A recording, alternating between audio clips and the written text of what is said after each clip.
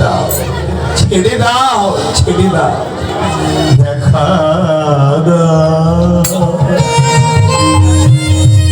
দুর্বলা গোপীদেরকে স্বামীগণ হস্তখানা ধরে নিয়ে বলছে, বলো এত গভীর অজান্তে কোথায় চলেছে? দুর্বলা গোপীগণ ঘর থেকে বের হতেই ঘরের দরজা বন্ধ করে রেখে দিল। কত অনুরোধ করলো, স্বামী গো, আমি যে স্বামীর কাছে চলছি তোমারও স্বামী, আমারও স্বামী, সারা বিশ্ব জগতের স্বামী, ছেড়ে দাও আমাকে। ঘরের দরজা বন্ধ করে রাখতে পারবে না। যারা নাম ধরে বাঁশি বেজে যায় তাকে ঘরের দরজা বন্ধ করে রাখা যায় না। তবুও নয়নের জলে গোপী গাগন কাঁদতে লাগলে। সময় হলো গোবিদা,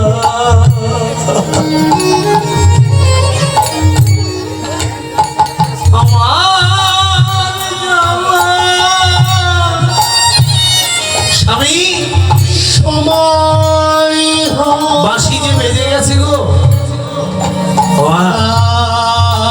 যার নাম ধরে বাঁশি বাজে তাকে কি আর ঘরে রাখা যায়?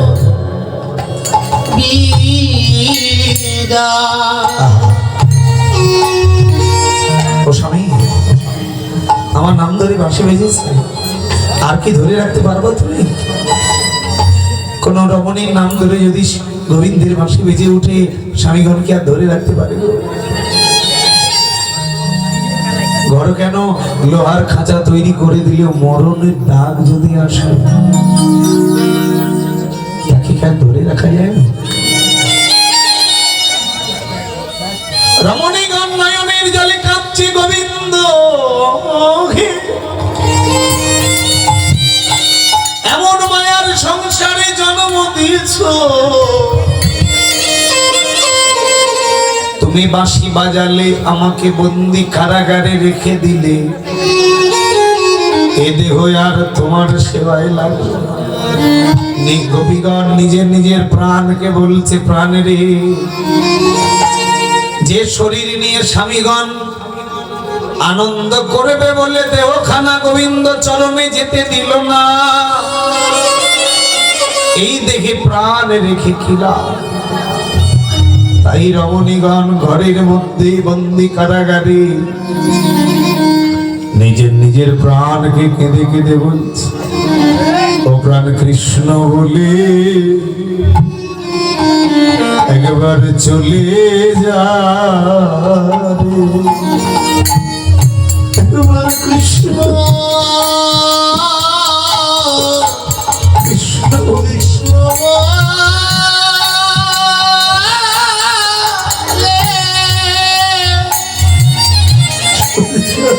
ওই পানে চলে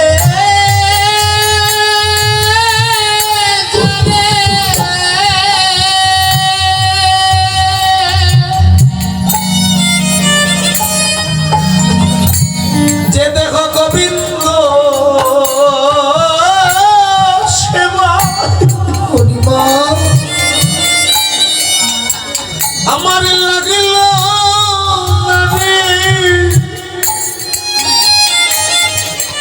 বলি এমন মায়ার ঘরে থাকিস না, যে দেহ গোবিন্দ গোবিন্দ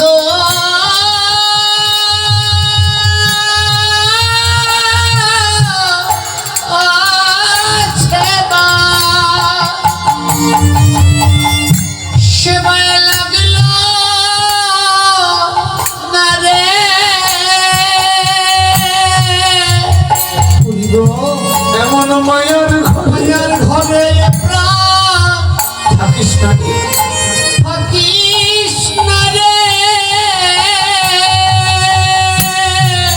তবে কৃষ্ণ অনুরাগে গোপী পরাণ তেজে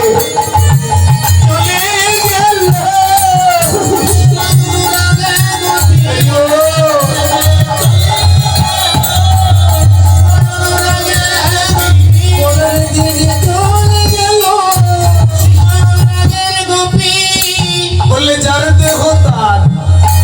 কাছে রইল কাছে রইল ওরে পরম বস্তু আমার গোবিন্দ পেল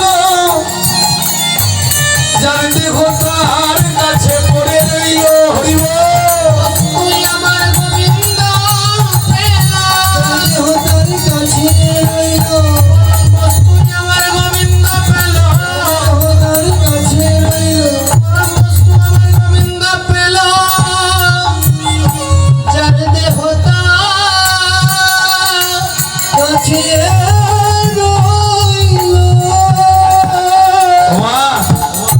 যে সমস্ত রমণীগণের বাঁশি বাদ বেজেও স্বামীগণ যেতে দিল না, ঘরের দরজা বন্ধ করে গেল, তারা নিজে নিজে প্রাণ ত্যাগ করল।